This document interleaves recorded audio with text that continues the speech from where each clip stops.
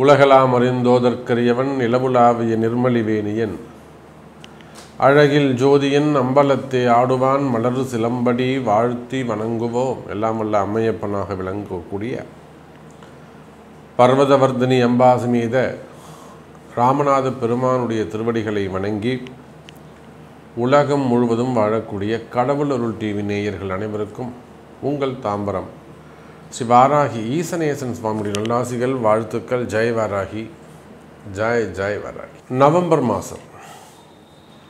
November மாதம்னு எடுத்துக்கிட்டிங்கன்னா முதல்ல கிரக அமைப்புகளை பார்த்துடுவோம். சூரியன் நீச்சம் அடைகிறார். ஒரு 15 ஐப்பசி மாதம் வந்துடுது அப்படின்னாக்கா நவம்பர் 15 தேதி வரையிலுமே கூட 16 தேதி வரையிலுமே கூட உங்களுக்கு சூரிய பகவான் நீச்சம் அடைகிறார். கூட சுக்கிரன் சேர்ந்து இருக்கிறார். இன்னொரு பக்கம் பார்த்திங்கன்னா செவ்வாய் சூரியன் சேர்க்கை.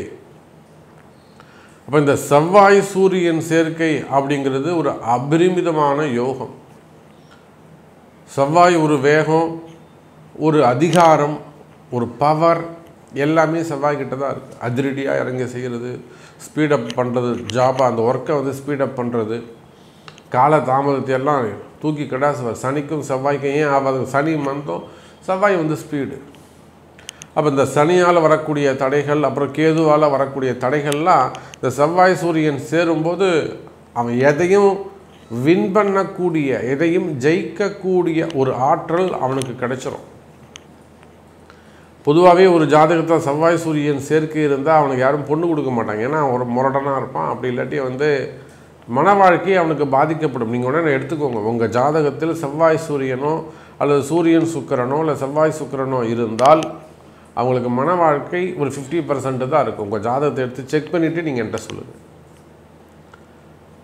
அப்போ அது ஏன்னா அந்தளவுக்கு அவனுக்கு அந்த வேகம் இருக்கும், ஒரு ஸ்பீடப் இருக்கும், நிதானம் இருக்காது, புரியுதுங்களா, புரிஞ்சுக்கிற தன்மை இருக்காது.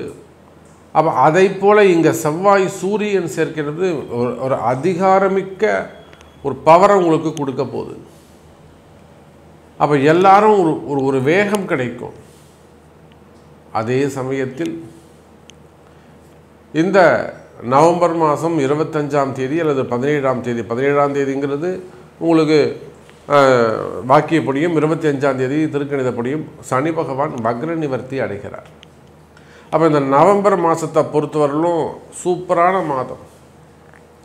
கிரகங்கள் எல்லாம் நீண்ட நாட்களுக்கு பிறகு இந்த பிரபஞ்சத்திற்கு மற்றும் 12 ராசி அன்பர்களுக்கும் நன்மையை தரக்கூடிய வகையில் அனுகூலமாக மாறி வருகின்றன. அப்போ நிச்சயமாக சனி வக்ரம் நிவர்த்தி அடைஞ்சாருன்னா நார்மல் பொசிஷனுக்கு வந்துடுவார். ஸோ ஆட்டோமேட்டிக்காக எல்லாருக்குமே ஒரு இயல்பு நிலை திரும்பும். நம்ம பார்த்துட்டு ஒரு 4-5 மாதமாக 5 மாதங்களாக எதுவுமே சரியில்லை. இப்போ அமெரிக்க அதிபர் ட்ரம்ப் நமக்கு டேக்ஸ் போட்டது ஆஃப்டர் ஜூன் தான். ஒரு பிரச்சனை பண்ண ஆரம்பித்தது அப்போ தான். அதே போல் சிறு சிறு விபத்துக்கள், நம்ம ஊரில் என்னெல்லாம் விபத்துக்கள் நடந்தது யோசித்து பாருங்கள். கூட்டமாக நடக்கும். அப்போ இது எல்லாமே சனி வக்ரத்தால் நிவர்ந்த அவப்பெயர்கள். நிறைய அன்பர்களுக்கு, நிறைய அரசியல் தலைவர்களுக்கு, அரசியல் ஒரு உயர்ந்த ஸ்தானத்தில் இருக்கக்கூடியவங்களுக்கு, அரசியல் குடும்பத்தைச் சேர்ந்தவர்களுக்கு, அல்லதுனா 12 ராசி அன்பர்களுக்கும் காமனாக தான் சொல்லுவோமே, புரிஞ்சவங்க புரிஞ்சுக்குவோங்க. அவப்பெயர்கள், நிறைய அவப்பெயர்கள் ஏற்பட்டு இருக்கும். நீங்களும் எவ்வளவோ சமாளித்து பார்த்துருப்பீங்க. ஏதாவது சமாளிக்கலாம், போகலாம், வரலான்னு எவ்வளோ யோசிச்சுருப்பீங்க. பட் உங்களையும் மீறி ஒரு அவப்பெயர் ஏற்பட்டிருக்கும். தினமும் ஒரு போராட்டங்கள் இருந்திருக்கும். இன்றைக்கி காலம்புரை இருந்தால் நம்ம என்ன செய்ய போகிறோம், இன்றைக்கி எப்படி மேனேஜ் பண்ண போகிறோம். ஃபஸ்ட்டு வர ஃபோன் தான் அன்றைய தினத்தை உங்களுக்கு டிசைட் பண்ணும், இன்றைக்கி நல்ல நாளா அல்லது வந்து நம்ம எப்படி செயல்பட போகிறோங்கிறத. அப்போது இந்த சனி வக்ர நிவர்த்தி அடைஞ்சிட்டால் ஆட்டோமேட்டிக்காக இயல்பு நிலைக்கு திரும்பி விடுவீர்கள். அப்போது செவ்வாய் சிறப்பான முறையில் இருக்கிறாரு, சூரியன் நீசம் அடைகிறார், அதோட கூட சனி பகவான் வக்ர நிவர்த்தி. அப்போ நிச்சயமாக அரசியல் மாற்றங்கள் இருக்க போது, அரசியலில் நிறைய அனுகூலங்கள் இருக்க போது, மனம் மாறுதல்கள் இருக்க போது, வழிபாடுகள் அதிகரிக்கும். தெய்வ அனுகூலங்கள் அதிகரிக்கும், தெய்வ பக்தி அதிகரிக்கும். குறிப்பாக வழிபாடுகளை அதிகம் நம்புவார்கள். காரணம் என்னென்னா பரிகாரம், பிராயச்சித்தங்கள் இதெல்லாம் செய்ய செய்ய அவங்களுக்கு நன்மை நடக்க ஆரம்பிக்கும். அப்போ வழிபாட்டு முறைகள், குலதெய்வம் சாமி கும்பிட்றது அல்லது மொட்டை அடிக்கிறது, காது குத்துறது, இந்த மாதிரி வழிபாட்டு முறைகள் அதிகரிக்கும். அதோட கூட சூரியன், செவ்வாய் சூரியன் இருக்கிறதுனால நிறைய விஷயங்களில் தாமதப்பட்ட வெற்றிகள் கிடைக்கும். இதெல்லாம் உங்களுக்கு அந்த டிலே ஆகிட்டே வந்ததோ, ஒரு 3 மாதமாக 6 மாதமாக ஒர்க்கு டிலே ஆகிட்டே வருது, சாமி முடிக்க மாட்டேங்குது, அந்த ஒர்க்கெல்லாம் முடியும். ஏதோ ஒரு முயற்சி எடுக்கிறீங்க, ஜாபாக இருக்கலாம், பிஸ்னஸாக இருக்கலாம், ஃபேமிலி செக்டராக இருக்கலாம், இல்லை மேரேஜாக இருக்கலாம், சம்திங். அப்போ எதெல்லாம் உங்களுக்கு தடைகளாக உள்ளதோ அந்த தடைகளெல்லாம் விலகி எடுக்கின்ற செயல்கள் ஜெயமாகும், வெற்றியாகும். ஸோ இது போல் நிறைய சப்ஜெக்ட் பேசிகிட்டே போகலாம். முதல்ல ஒரு இன்ட்ரோ தான் இது, கிரக அமைப்பு தான். இப்போ ஒரு ராசிக்கும் எப்படி இருக்குன்றதை நம்ம பார்த்துடலாம் வாருங்கள். அன்பார்ந்த சிம்ம ராசி அன்பர்களே, நவம்பர் மாதம், இந்த நவம்பர் மாதத்தை பொறுத்தவரையிலும் சிம்ம ராசி அன்பர்களுக்கு யோகமான காலம். ஏன் நான் இதை சொல்கிறேன்னாக்கா, உங்கள் ராசிநாதன் சூரிய பகவான் ராசிக்கு 3வது வீட்டில் ஒரு 15 நாட்கள் நீச்சம் அடைகிறார். அப்போ ராசிநாதன் நீச்சம் அடைந்தால் அது எப்படி சாமி எங்களுக்கு யோகமாக இருக்கும்? ஒரு நல்லா உச்சம் அடைஞ்சாருன்னா சொல்லுங்கள், நல்லா உச்சம் அடைஞ்சிட்டாருன்னு சொல்லுங்கள், சூப்பராக இருக்கும்னு நாங்களே சொல்கிறோம். நீச்சம் அடையும் போது யோகம் எப்படி கிடைக்கும்? அதுதான் அங்கே இருக்கக்கூடிய கிரக அமைப்பு. யார் தனக்கு உச்ச வீட்டை கொடுக்கிறானோ, யார் அங்கு உச்ச வீட்டை கொடுக்கிறானோ அந்த உச்சனுடைய அந்த கிரகம் செவ்வாயோடு இணைகிறார். புரியுதுங்களா? சூரியன் செவ்வாய் தான். அதுதான் இந்த காம்பினேஷன்ஸ் தான் இப்போ நான் ஆரம்பத்திலே உங்களுக்கு சொன்னேன், இன்ட்ரோலேயே நான் உங்களுக்கு சொன்னேன். அதுக்கு தான் இன்ட்ரோன்னு ஒன்று நாம் பேசுகிறோம். நிறைய அன்பர்கள் அதை கேட்கறதுக்கு பொறுமை இல்லை, நேராக இழுத்துட்டு வந்துடுறாங்க. பேசிக் இன்ட்ரோ தான். அப்போது சிம்ம ராசி என்பர்களே, செவ்வாயோடு எந்த ராசி நாதன் தனக்கு உச்சமடைகிறதுக்கு வீட்டை கொடுக்குறானோ அந்த உச்சாதிபதியோடு சேருகிறார். சுக்கிரனும் நெருங்கி வராரு, ட்ராவல் பண்ணுறாரு.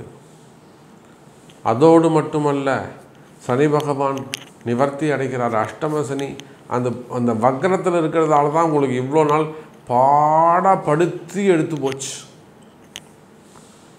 எத்தனையோ அரசியல் தலைவர்கள் திக்குமுக்கு ஆடி போனார்கள். அவங்க என்னென்னவோ செஞ்சு பார்த்தாங்க,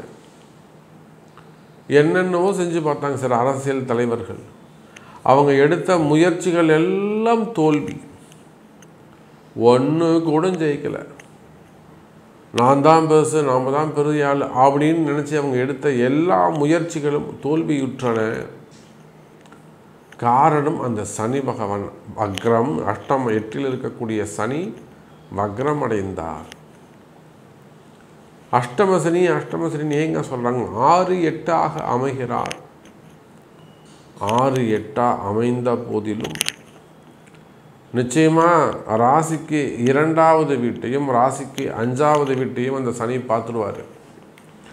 2, 5, 10 இந்த 3 பாவத்தையும் சனி பார்ப்பார். யாருக்கெல்லாம் அஷ்டம சனி நடக்குதோ அவங்களுக்கு மெயினாக தொழில் பிரச்சனைகள் ஏற்படும், அல்லது பதவிகள் பிரச்சனைகள் ஏற்படும். தாங்கள் வகிக்கக்கூடிய அந்த பொறுப்பு, அந்த ரெஸ்பான்சிபிள், அந்த போஸ்டிங்க்கு அகைன்ஸ்டாக ஒரு அவப்பெயர்கள் ஏற்படும். இவர் இந்த போஸ்ட்டுக்கு லாய்க்கே இல்லைப்பா. புரியுதா சார்? இதெல்லாம் ஜோதிட சூக்ஷமம். இதெல்லாம் வெல்றதுக்கு, இதெல்லாம் ஜெயிக்கிறதுக்கு சரியான வழிகாட்டுதல், நல்ல குருமார்கள், ஒரு நல்ல எடுத்து சொல்லக்கூடிய ஒரு நல்ல குரு உங்களுக்கு கிடைக்கும். நல்ல ஜம்முன்னு ஒரு பரிகாரங்கள், யாக வேள்விகள், ஜபங்கள். அப்போ என்ன காரணம்? சிம்ம ராசிக்கு இந்த வீண்படி அவமானங்களுக்கு 2ஆம் பாவத்தையும் 5வது பாவத்தையும் 10வது பாவத்தையும் சனி பார்க்கிறார். 2 குடும்பம், வருமானம், நீங்கள் கொடுக்கின்ற வாக்குறுதிகள், 5 பூர்வ புண்ணியம், 10 தொழில்.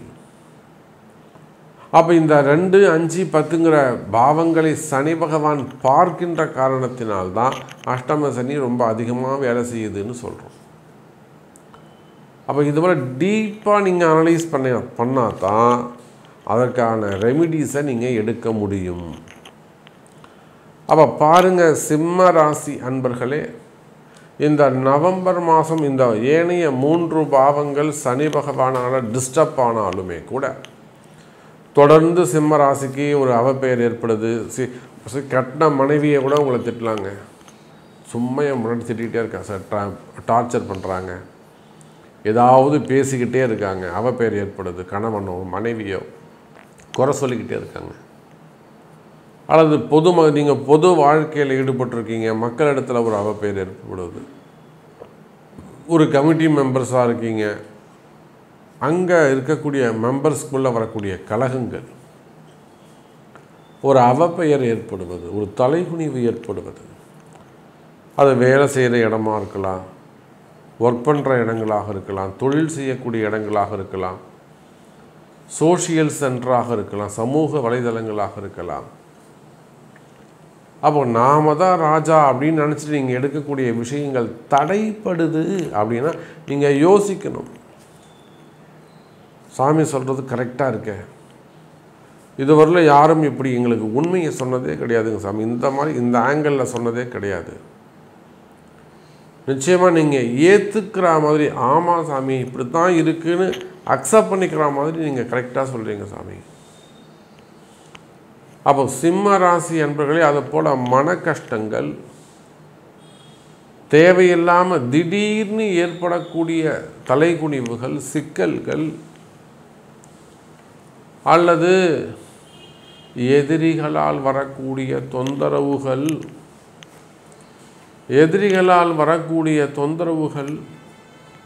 அப்போ இவையெல்லாம் இருக்குமே. ஆனால் அக்கம் பக்கத்தில் வரக்கூடியதாக இருக்கலாம், வேலை செய்கிற இடத்துல இருக்கலாம். ஒரு வாரத்துக்கு முன்னாடி கூட ஒரு வீடியோ அந்த மாதிரி ஒர்க் பண்ணக்கூடியவங்க தலைவருக்கும் அவங்களுக்கும் அரசு அதிகாரிக்கும் ஒத்துப்போகலை, தலைவருக்கும் அந்த ஒரு அரசு அதிகாரிக்கும் ஒத்துப்போகலை. பார்த்திங்கன்னா அடுத்தடுத்து வரக்கூடிய வீடியோஸ் எல்லாம் மாறிக்கிட்டே இருக்காங்க. கரெக்டாக அவருக்குன்னு ஒரு சிம்மராசி மாட்டினாங்க. இத்தனை பேர் அவர் அந்த தலைவரை மாற்றினாரோ அவருக்கு ஒரு அகென்ஸ்டாக நடந்து போச்சு. இதுதான் சிம்மராசி என்பர்களே உங்களுக்கு இருக்கக்கூடிய நேரம். வேலையில், தொழிலில் வல்லவனுக்கு வல்லவன் வையகத்தில் உண்டு. அப்போ நீங்கள் ஃபஸ்ட்டு இந்த சனி பகவானை மனசில் வச்சுக்கணும். நமக்கு சனி பகவானுடைய தாக்கம் இருக்குது, நாம் ஓரளவுக்கு கண்ட்ரோலாக நடந்துக்கணுன்ற எண்ணம் உங்கள்கிட்ட இருக்கணும். அப்போ எதையும் ஜெயிக்கக்கூடிய வாய்ப்பு, எதையும் வெற்றி பெறக்கூடிய தன்மை ஆட்டோமேட்டிக்காகவே இந்த சிம்மராசி அன்பர்களுக்கு கிடைத்துவிடும். புதிய தொழில் தொடங்கக்கூடிய வாய்ப்புகள் அமையும். நீங்கள் எடுக்கக்கூடிய புதிய முயற்சிகள் வெற்றி பெறும். புதுசாக ஏதாவது திங்க் பண்ணுவீங்க, இல்லை நியூ ஜாபு, இல்லை நியூ பிஸ்னஸ்ஸு, இதெல்லாம் ஸ்டார்ட் பண்ணுறதுக்கும் அதில் வின் பண்ணுறதுக்குமான வாய்ப்புகள் கூட உண்டு. கவலை வேண்டாம் சிம்ம ராசி அன்பர்களே. அதே போல தான் செகண்ட் மேரேஜஸ், நிச்சயமாக இரண்டாவது திருமணம், இந்த இரண்டாவது திருமணங்கள் கைகூடும். வாழ்க்கையில் நல்ல வெற்றி வாய்ப்புகள் உருவாகும்.